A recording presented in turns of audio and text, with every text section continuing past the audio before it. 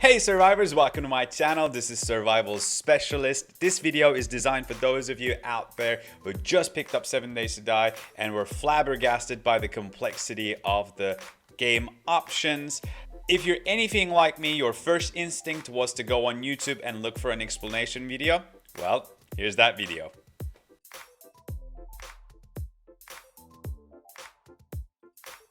In this video, we'll be taking a close look at the settings menu and explain the in-game implications of each option and provide examples when applicable.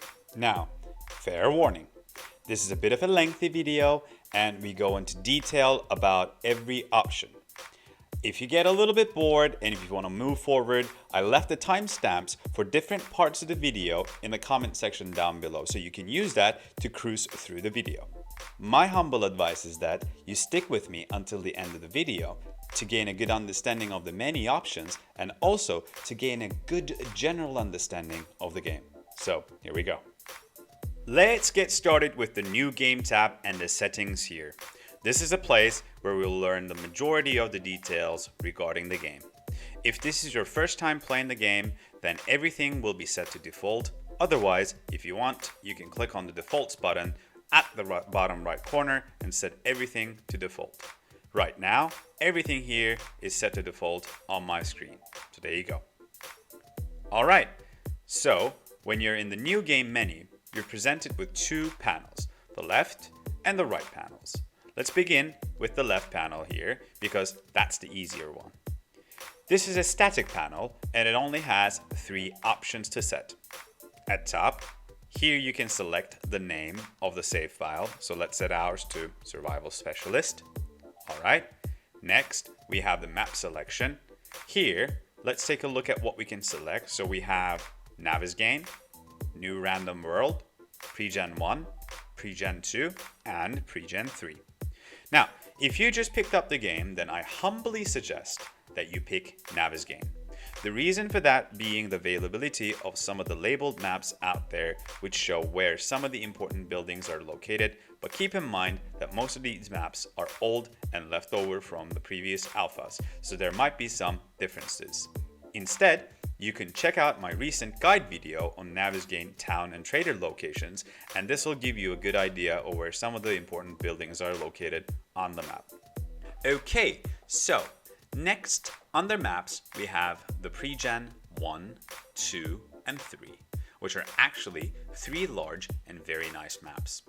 These are new additions to the game, and I do not think that there are any labeled maps for these out there, so they may not be deemed as beginner friendly.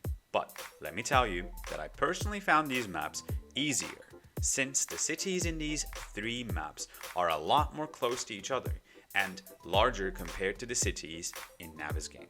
So it is much faster to find a place to live and places to loot. At this point, I'm going to advise you to stay away from random maps. The reason being, creating a random map is not going to give you that much of an edge if you're a beginner. And also, creating a new map will take forever. So stay away from that, unless you're willing to keep your computer on for some time. A faster fix could be finding a world generation seed from 7 days related pages and download already created random maps. Okay, enough of that. For the moment, let's just set our map to Navigain. While we're going in between maps, you might have noticed that the third option here, the world size, changes. Well, that's because different maps have different sizes. I personally think that all the maps are very large, especially if you're playing alone. So this is not very significant in our case. Okay, next we have the left panel, which has 4 tabs: General, Basic, Advanced, and Multiplier. Let's take a look at the General first. In this tab, you can set the server visibility of your game. In other words, if you want no one to see your game, then you can select Not Listed. If you, however, select Friends Only or Public, your games will be listed under Multiplayer games. Let's quickly see how you can join these games while we are at the topic. So if you go back to the main menu, click on Join a Game, Then you will have a list of games that are publicly visible. Most of these games are hosted on dedicated servers, which eliminates problems like lags and package losses. Alternatively, you and your friends can host a game, and that will be visible under the third tab from the top, which says Friends, and this is how you can easily join their games. Okay, let's go back to the game settings under New Game again. So, we understand the reason for server visibility option here, and next we have game password. You could set a password if you like and give that to the people that you want, so others will not be joining your games even if they're listed publicly. Okay, and the last one is the maximum number of players you can have. You can go from 1 player to a maximum of 16 players in the games that you can host. But keep in mind that these numbers can go really high if we're talking about a server-hosted game. Next, we have the Basics tab. The first option we're presented with is the difficulty setting. It starts with Scavenger, next is Adventurer, then Nomad, then Warrior, and then Survivalist, and finally Insane difficulty. Okay, so the big question is, what changes when you increase difficulty? Well, the simple and quick answer is, it takes more blows or shots to kill a zombie. Effectively, you're increasing zombie hit points and aggression. So for example, if you can kill a zombie with 1 or 2 throws of the spear early game in Scavenger, it takes about 2 to 3 in Adventure, and so on and forth. Now, I'm going to be honest with you and tell you that I have never played Scavenger difficulty, but I know that there are people out there whose main concern and main joy is not killing zombies, but they rather enjoy other aspects of the game, such as farming, building, you name it. So if you're one of those architects or farmers, then this might be the option for you. The rest of us who want to stay zombies, adventure, or even maybe nomad might be the place to start. Nowadays, I tend to prefer warrior mostly because I like a bit of a challenge. But as we always say, how you play and who you play with is only your concern. Alright, next 24-hour cycle. In case you have not noticed yet, the game has days, and you can select how long one of those will last in real life from this setting. The default is 60 minutes, and that's what most people play. I prefer 90 minutes since I feel that it gives me enough time to both loot and build things. But you can set it to even as low as 10 minutes or as high as 2 hours. Next, we have daylight length. This option matters in 7 days because further down in this tab, we'll also be able to choose how zombies behave, whether they walk or run during daytime or nighttime. So here you can select how many in-game hours of your game days you want it to be daylight. I usually go for maximum 18 hours since I want to play as much as possible and be relatively safe at the same time. But if you set zombies to run during the day as well, none of this really matters, if that makes sense. Okay, now we're at a very important setting here. As the name of the game also suggests, there is a horde of zombies that hunt you down during the night of every 7th day. The skies turn red and zombies start running towards you. We call this a blood moon. You can select how often you want your blood moons to happen. Clearly, the default is 7 days, but you can set this as frequent as every day or as high as every 30 days, or you can simply disable it and do away with it. Your call. Now, blood moon range setting is not how long the blood moon is going to last, but rather the range within which the blood moon may show up. So this is for people who like a bit of a surprise. If you want, you can select, for example, every 7 days for your horde frequency and put the range to 1, which effectively means that the horde can show up 1 day before or after the 7th day. In other words, it can come on the 6th, the 7th, and the 8th day. And this applies to every blood moon from that point on. Blood moon warning is the signal you get on the day the blood moon horde comes. It's basically your day counter turning red, and you start hearing a thunder on a regular basis.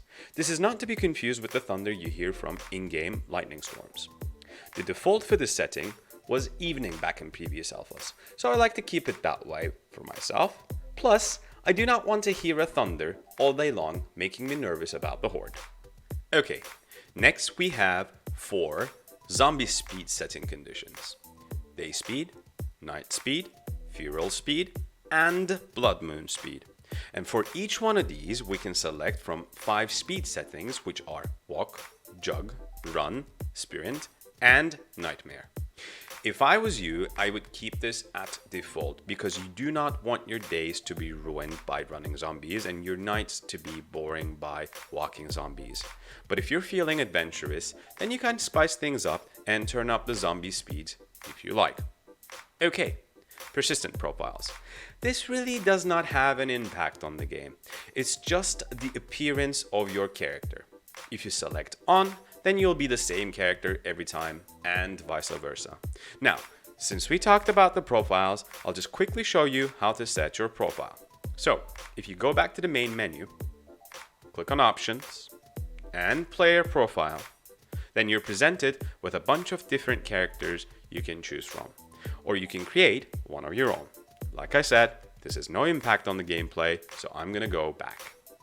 Now, the next setting is, if not the most, one of the most important of all settings, the XP multiplier.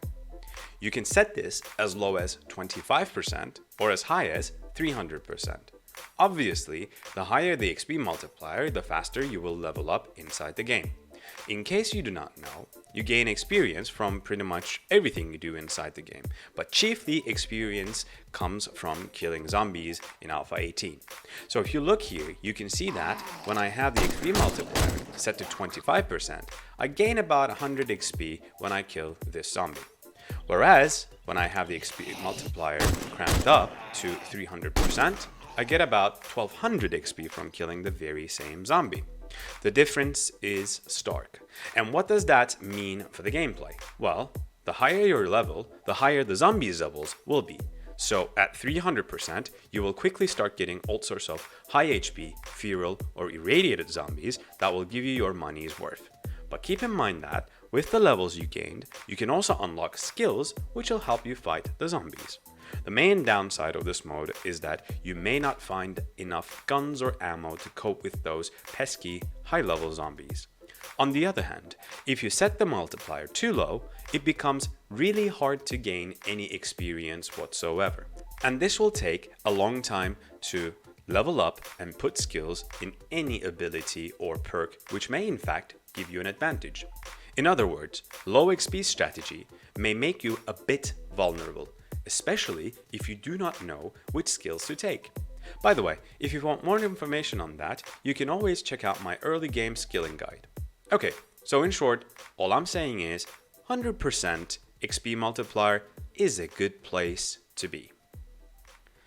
Man, if you are this far into this video and if you're not already bored, kudos to you. You are soaking up all that information. Well, I'll be honest, I had to take a few breaks just even when I was writing the script for it. Oh well, here's a joke to lighten up the mood. A mushroom goes to a bar. The bartender sees the mushroom and tells him, "We do not want your kind in this bar." The mushroom turns to the man, takes out his huge-ass magnum handgun and tells the bartender, "Fuck you, you racist pig," and proceeds to shoot the bartender in his face. End of story. Back to the menu settings. Now, we're in the Advanced tab. The first 3 options are block damage settings. How much damage you, zombies, and the Blood Moon zombies do to blocks. In case you have not noticed, everything is made out of blocks in 7 days. Yes, even things that are not shaped as blocks. Now again, you can tweak these settings to make it easier or harder for yourself. But my recommendation would be keep them as they are, at least at the beginning. Next, we have another important setting, loot abundance.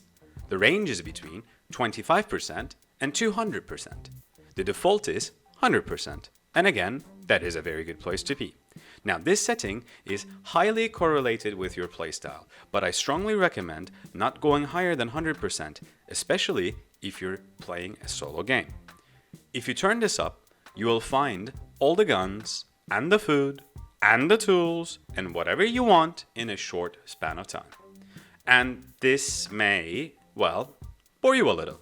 It sure bores me a bit if I have every tool and vehicle available at my expense early on in the game.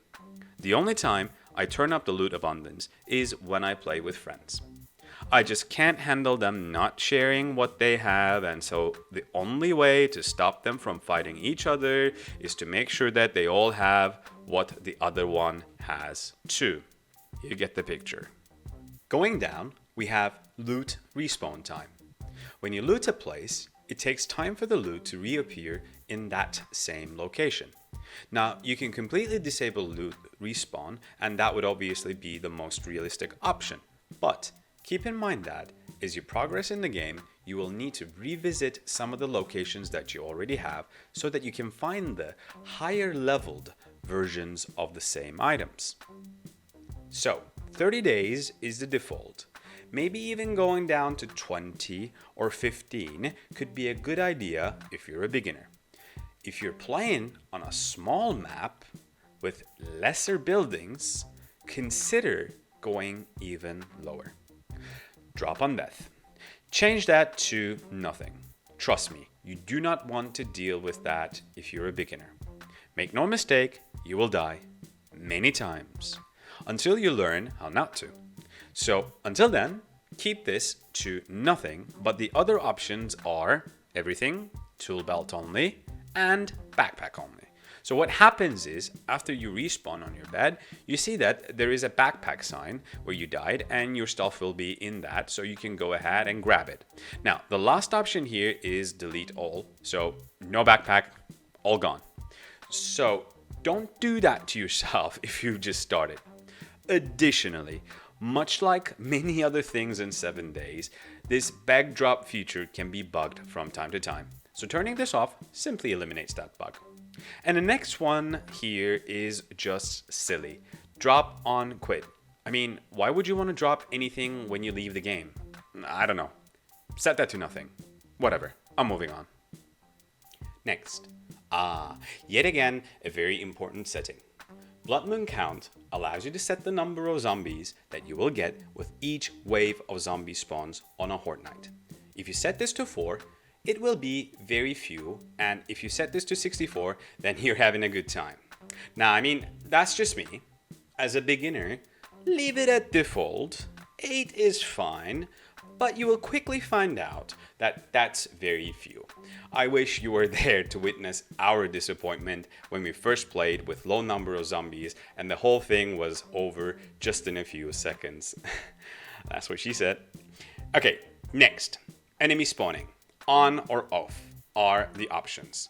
This literally means, do you want zombies in the game or not? You can turn off zombies if you want, completely. That's your call.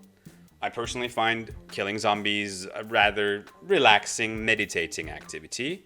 And, kind of the point of the game, but it's your call. Airdrops. If you have not already noticed, there is an airplane that passes over your head exactly at noon every day, which drops a crate of supplies, usually with food, guns, and ammo. You could be wondering, like we all have at one point, who are these people on this plane? Why do they not stop to save you? And most strikingly, why is this pilot so horrible, I mean terrible, with his aim? Going back to the point. This option allows you to turn that on or off, or change the frequency of the airdrops. Now, I want to go to below and look at the mark airdrops setting. When an airdrop comes in, you can choose to have it show on the map or on your compass, which makes it easier to pick it up. But remember, if you exit and enter the game before you pick the airdrop, the mark will disappear. So it's best to do a quick waypoint on top of it before you leave the game. One above, sandwiched between the two airdrop settings, don't ask me why, we have cheat mode setting. Now, this may seem like a good thing to turn on early game, but usually it is not going to serve any purpose other than confuse you further if you're a beginner. Cheat mode essentially allows you to give yourself any object you want in the game, allows you to turn God mode on, etc. But those are the topics of a whole separate video. So if you just picked up the game and you're watching this video to get a better understanding, don't worry about that option so much. Keep it off. Okay, finally we have the last tab, the Multiplier tab. Player killing. This one is pretty self-explanatory. Options are no killing, for some reason, kill allies only, naturally, kill strangers only, and barbarically, kill everyone. Just as a side note, most people who play 7 days are here for the PvE format. Okay, so next, 1, 2, 3, 4, 5, 6, all of these options are related to your land claim block. This is a claim block, and you need only 6 stone to craft one, and it allows you to, well, claim a piece of land. When you place this ugly block on the ground, there's no way anyone else can build within the perimeters of that area unless they're your allies. The distances mentioned are blocks in every direction, so this essentially creates a cube space in 3 dimensions. Now, again, assuming that you just picked up the game, these are not exactly options that you'd be concerned about so much. What concerns you, though, is that placing a claim block enables the spawning of wandering hordes around the area where you placed it. And in case you do not know what a wandering horde is, it is those small groups of zombies, 6 to 7 usually, that in quotations randomly spawn. So, in short, do not place one unless you feel you are ready to defend yourself. There is a better option coming up. Now, over there, towards the bottom, we have Bedroll, Dead Zone, and Duration. This is something that will help you early game and in the late game too. The Bedroll does not just allow you to respawn in the location of your choice, but also provides safety against zombies spawning. So let's say you want to move into a house, first clear all the zombies, then place your bedroll, and zombies will not respawn within the perimeters of the bedroll. Most importantly, the bedroll does not make wandering hordes spawn, unlike the claim block. I suggest you keep these options at a maximum. Party share kill range is our final setting here. Now, if you're in a party with your allies, then you can share the experience from the zombie and player kills, and this option allows you to determine that distance. Here we have 10,000 meters, in other words 10 kilometers, as maximum. So if they get the kill within that range, you get the XP too. The ability to share XP is great in my opinion because it allows people to cooperate and specialize if they wish. In other words, if someone decides they want to improve the shared base while their friends are off fighting zombies, they will not be missing out on the XP. This way, no one has to worry about staying behind. One final point. Okay, so guys, let's say you started a game with certain settings and you did not like it. Maybe it was too hard, or who knows, too easy. Well, not to worry, you can always change these settings as many times as you want before you load your game. Isn't that perfect? Wow! If you've made it this far, you're a mad lad, a real trooper. I wish you all the good luck in your 7 days to die endeavors. If you think this video was helpful, go ahead and leave a like. And perhaps go to my channel and check out some of the other stuff that may help you out or you may find entertaining, and consider subscribing. If you got any questions or comments, you can leave those down below. I reply to all. This is it for the moment, survivors. Thanks for watching. Until next time, you stay alive.